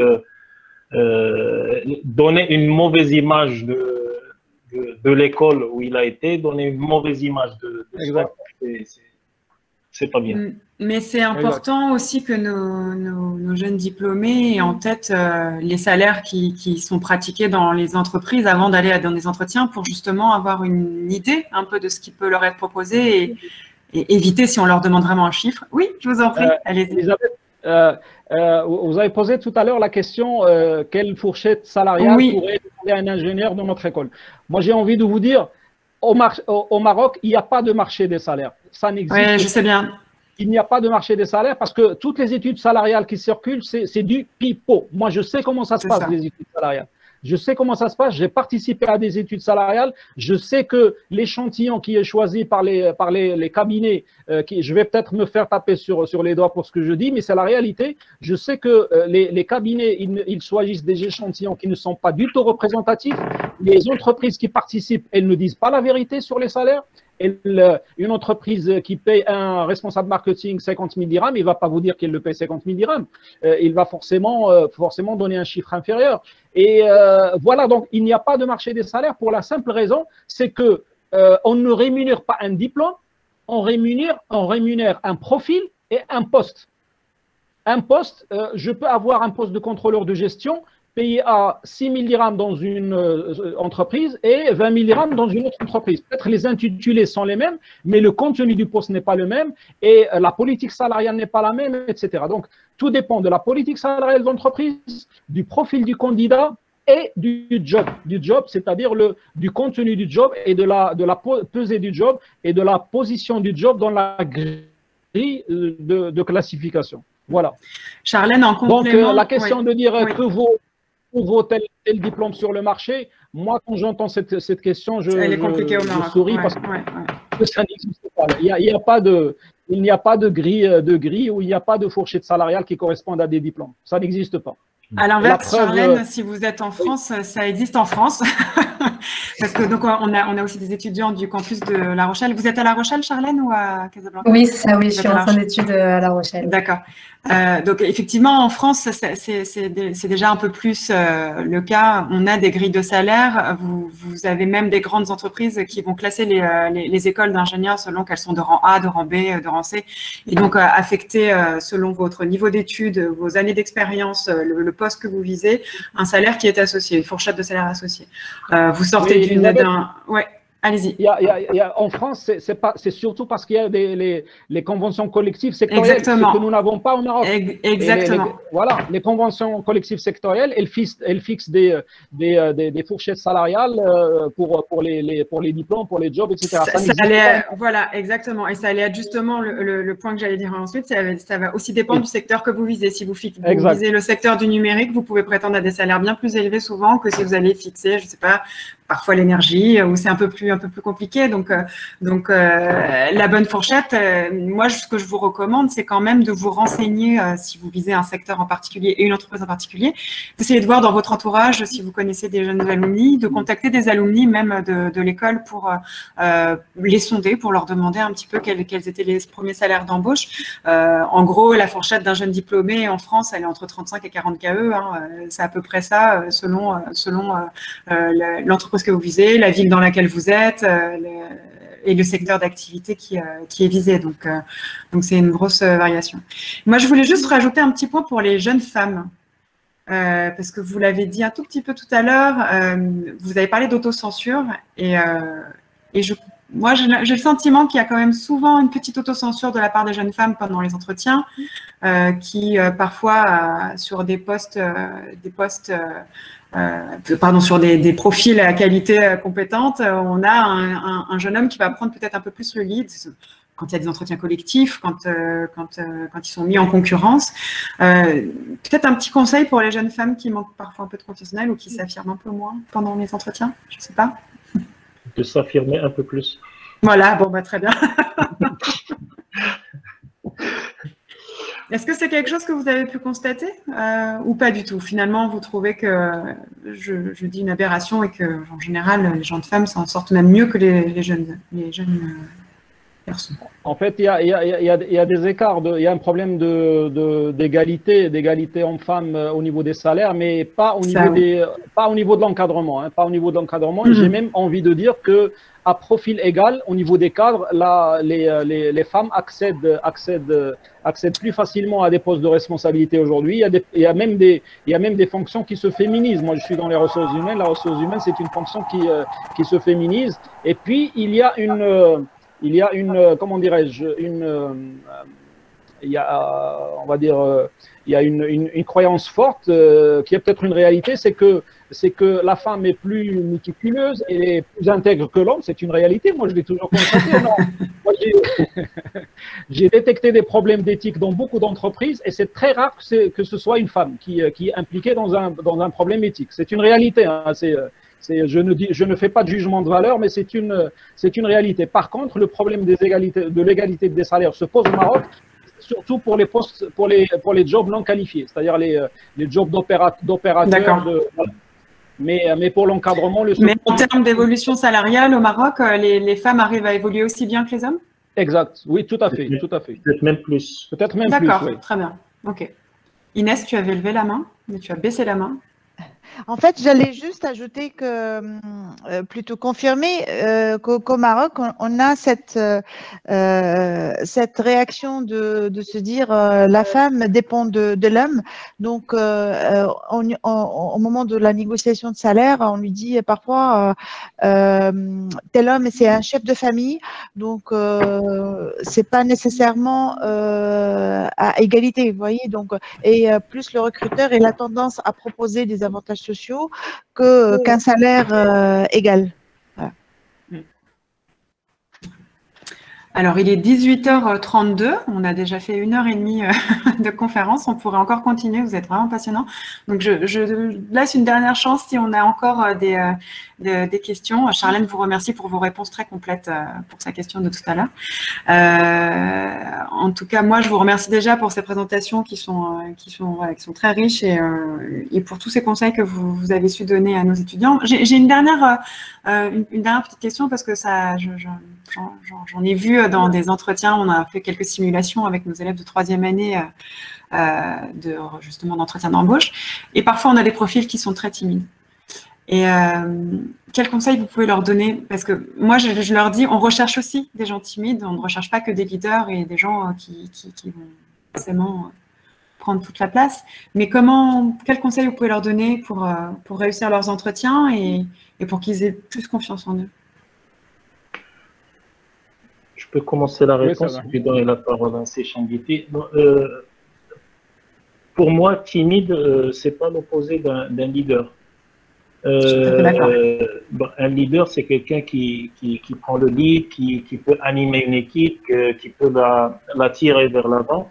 Un timide, c'est quelqu'un qui a des idées peut-être, il y a beaucoup de choses à donner, mais cette audace de faire des propositions, c'est ce qui lui manque. Donc la timidité, pour moi, c'est un trouble qu'il faut régler. C'est un trouble qu'il faut régler si on veut avancer. Et une personne timide, lorsqu'elle est en réunion, je suis sûr qu'elle a pas mal d'idées parce que bon, c'est quelqu'un qui travaille parce qu'il se sent un petit peu diminué par rapport aux autres. Donc c'est quelqu'un qui fournit beaucoup d'efforts d'apprendre, de connaître, de chercher des informations, mais de là à les proposer, de là à avoir l'initiative, c'est là justement son problème. Mais des fois, on trouve, par exemple, s'il est avec quelqu'un où il a beaucoup plus d'affinité, où il a beaucoup plus d'aisance à parler, eh bien, il va faire des idées, il va donner des idées, il va vous proposer des choses que les autres ne peuvent pas le faire, bien qu'ils ne soient pas timides. Donc, c'est plutôt un problème à régler, la timidité, et c'est pas quelque chose qu'on cherche. Je laisserai répondre à M. Changuetti sur ce point. Je ne pense pas qu'on cherche des timides. Peut-être on cherche des profils, soit je veux quelqu'un qui anime une équipe, qui dirige une équipe et qui fait travailler une équipe, ou alors je cherche quelqu'un qui va exécuter une tâche. Donc ça c'est la différence entre les profils qui sont recherchés. Mais recruter une personne timide, je ne pense pas que ce soit dans les prérogatives d'un recruteur. Donc je me trompe, c'est Changuetti. Très bien. Moi, je dirais effectivement, c'est Abdrahim, quelqu'un qui est timide. D'abord, il faut se poser la question, est-ce que c'est un introverti ou un timide? Parce qu'on peut être introverti et l'introversion, ce n'est pas un défaut. Quelqu'un qui est introverti, qui est discret, peut être très bon pour un poste d'auditeur ou pour un poste qui nécessite plus de l'expertise technique, travaille sur une machine ou sur un ordinateur, que dans un poste de relationnel où il va aller chez les clients, il va interagir avec d'autres personnes. Donc, quelqu'un qui est timide, moi, si j'ai un conseil à donner, il y a deux choses. Il faut qu'il s'efforce de vaincre sa timidité. Et vaincre sa timidité, c'est comme la natation. Je suis en face d'une piscine, je vois des enfants se jeter à l'eau et ça m'inspire cette idée, c'est de dire, si je veux vaincre ma timidité, c'est comme si je veux apprendre à nager. Si je veux apprendre à nager, je ne vais pas lire des bouquins ou une présentation PowerPoint pour apprendre à nager, je dois me jeter à l'eau. Et un timide doit apprendre à se jeter à l'eau. La première fois, je vais rougir, je vais balbutier, je ne vais pas trouver mes mots, je vais avoir peut-être la voix coupée. Ce n'est pas grave. Petit à petit, Moi, je me rappelle, jusqu'à 20 ans, j'ai été un très grand timide. Je n'osais même pas prendre la parole devant même une personne. Après, bon, j'ai appris à animer des conférences devant 500, 600 personnes. Par la pratique, par le travail dans l'associatif, un timide doit sortir, doit faire des activités associatives, doit aller à la rencontre des gens, c'est-à-dire se jeter à l'eau. La deuxième chose, si je suis timide et je vais à un entretien, le secret, il est dans la préparation. Pourquoi ? Un timide doit préparer un peu plus que l'autre, pour que quelqu'un qui est extraverti, qui est dans la communication, dans l'ouverture vers l'autre. Pourquoi il faut préparer? Parce que si je suis timide, si j'ai bien préparé mon sujet, pendant l'entretien, je vais être tellement concentré sur ce que je vais dire, sur mon sujet, que je vais me détacher du regard de l'autre. C'est-à-dire le regard de l'autre ne va plus me faire peur parce que je connais mon sujet, je sais de quoi je parle. Et à la limite, je vais préparer mes réponses par cœur, c'est-à-dire je vais mémoriser mes réponses et je vais les connaître par cœur. Bien sûr, je ne dois pas donner l'impression que je suis en train de réciter quelque chose, mais je dois vraiment connaître mes réponses par cœur. Et ça va me permettre un peu comme j'ai dit, de me détacher du regard de l'autre, je vais plus à la limite sentir la présence de l'autre, et ça va me permettre on va dire tellement me concentrer sur mon sujet que je n'aurai pas de problème à communiquer devant les autres et à prendre la parole.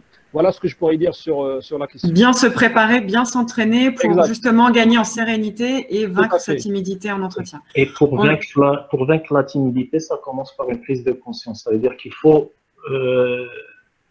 essayer de comprendre pourquoi. Reconnaître ce problème qu'on a et aller l'accepter. Dans la recherche, et l'accepter et aller dans la recherche du développement. Voilà.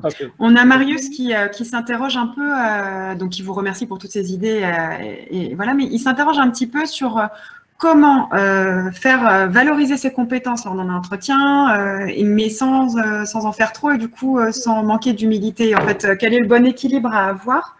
Il dit, j'aimerais savoir si on ne va pas penser que je suis quelqu'un de prétentieux.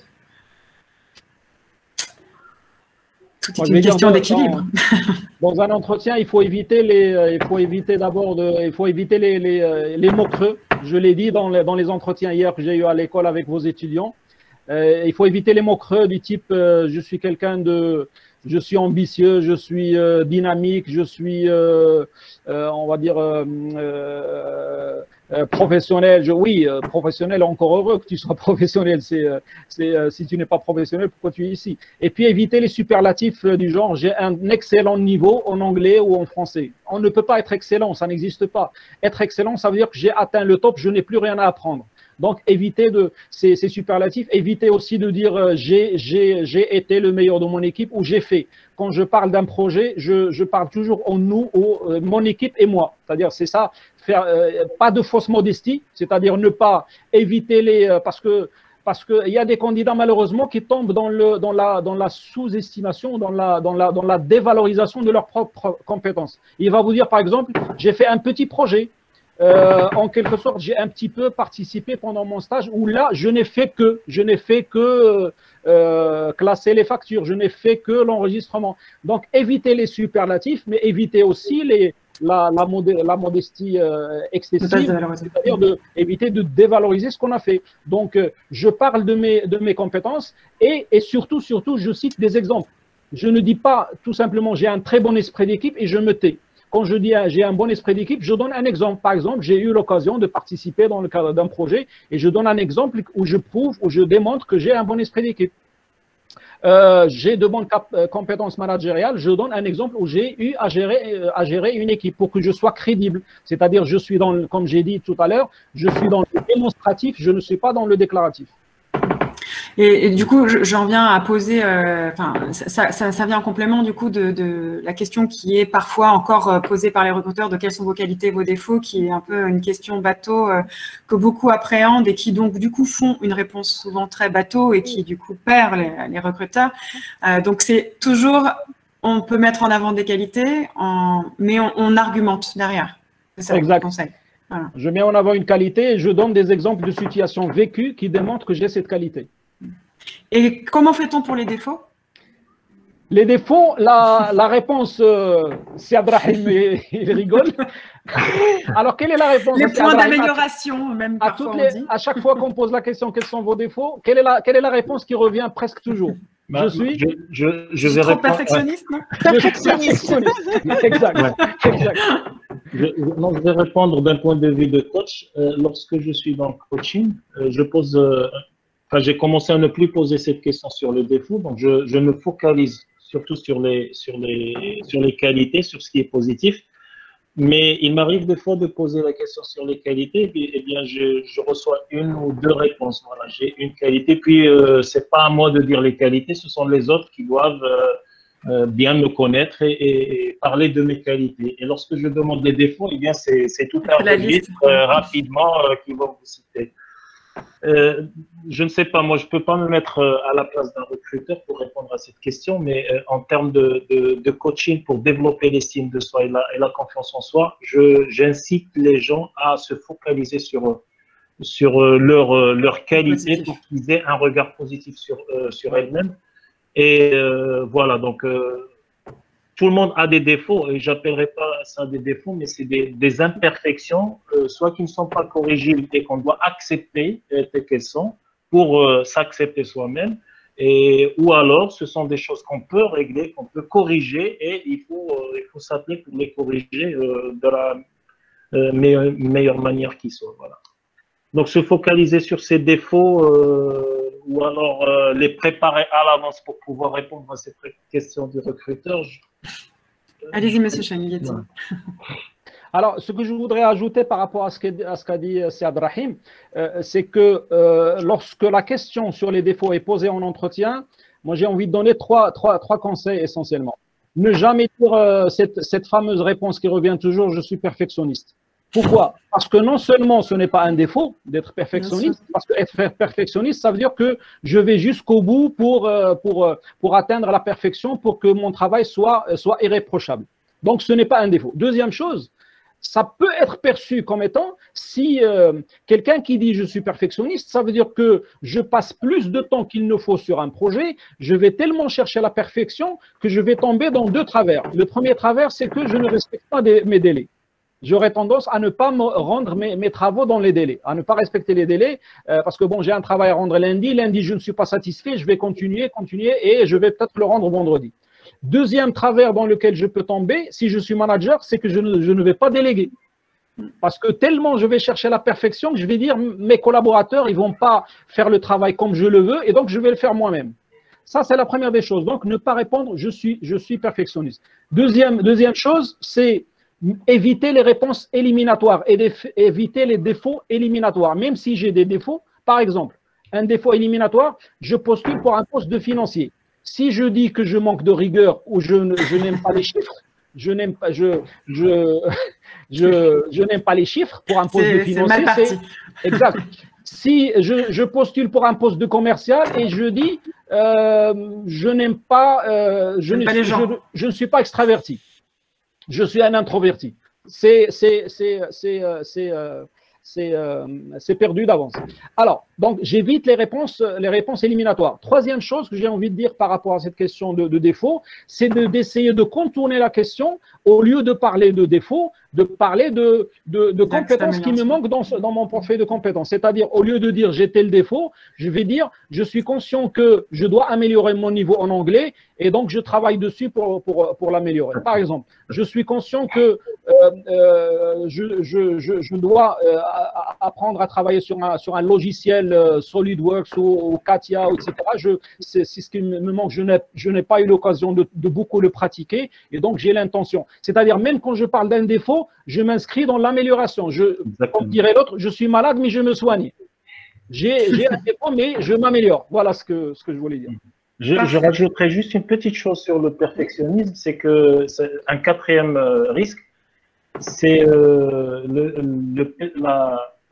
le perfectionnisme, c'est un facteur de stress et de dépression. Lorsqu'on est perfectionniste, très perfectionniste, on est très exposé à ces deux maladies. Il faut le dire comme ça.